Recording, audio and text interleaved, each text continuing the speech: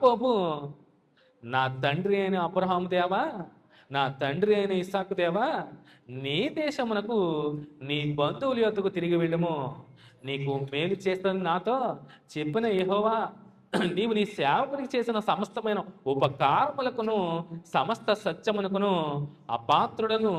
ఎట్లనగా నా చేతి కర్రతో మాత్రమే ఈ యోర్దాను దాటి తిని, ఇప్పుడు నేను 2 గుంపులైతిని.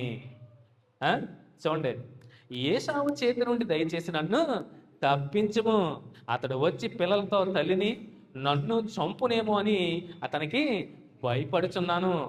నీవు నేను నీకు తోడై నిశ్చయముగా మేలు చేయుచు విస్తారమగుట వలన లెక్కింపలేని సముద్రపు ఇసుక వలె నీ సంతానము విస్తరింప చేయదుమని సెలవిచ్చావు కదా అని ఏం జ్ఞాపం చేస్తున్నాడు? తనకు సెలవిచ్చిన మాటని జ్ఞాపం చేస్తున్నాడు. ఈయనైతే మర్చిపోవచ్చేమో కానీ దేవుడు మర్చిపోతాడా? మర్చిపోడండి. ఆయన ఎందుకు మర్చిపోతాడు? మర్చిపోవడం మానవుని స్వభావం, కానీ జ్ఞాపకం ఉంచుకోవడం దేవుని స్వభావం. ప్రతి సంవత్సరం నేను జ్ఞాపకం చేసుకుంటున్నాడు. ప్రతి సంవత్సరం కాదు, ప్రతి క్షణము. నువ్వు ప్రతి సంవత్సరం జ్ఞాపకం చేసుకుంటావు ఆయన్ని, కానీ ఆయన ఎవ్రీ సెకండ్ కూడా నిన్ను జ్ఞాపకం చేసుకుంటున్నాడు. మనం సంవత్సరానికి ఒకసారి జ్ఞాపకం చేసుకుంటామేమో, లేదా ప్రతి ప్రభుదినంలో జ్ఞాపకం చేసుకుంటామేమో, లేదా ప్రతి స్త్రీల కొడుకులో జ్ఞాపకం చేసుకుంటామేమో, లేదా ప్రతి బైబిల్ క్లాసులో శుక్రవారంలో జ్ఞాపకం చేసుకుంటామేమో, కానీ దేవుడు ప్రతి సెకండ్ నిన్ను ఆయన కృపలో జ్ఞాపకం చేసుకుంటున్నాడు.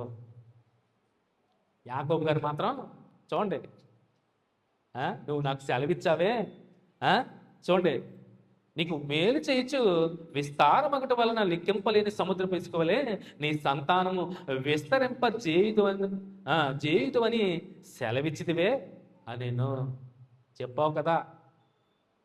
అబ్రహాం దేవా, ఓ ఇస్సాకు దేవా, నువ్వు సెలవిచ్చావే.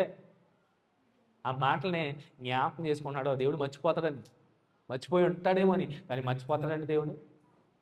ఆయన మర్చిపోతే మనం ఈ 2020 సంవత్సరంలో అడుగు పెట్టామండి. అసలు అడుగు పెట్టలేం. నిన్న రాత్రితోనే మన పని. నిజంగానే ఆలోచన చేస్తే భయం వేస్తుంది. ఇంకా 2020 సంవత్సరంలో మీరు చూడరు. మిమ్మల్ని ప్రవేశపెట్టకుండా ఆయన ఆగిపోయి ఉంటే నిన్న రాత్రితోనే మనం అందరం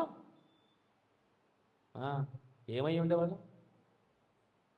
ఈరోజు ఈ దినాన్ని కనులారా చూడలేకపోయేవారు. ఆలోచన చేస్తే అద్భుతమైన విషయాలు హృదయాన్ని పిండేసే ఇలా ఉంటాయని నిజంగా జ్ఞాపకం చేసుకుని ఆలోచన చేస్తే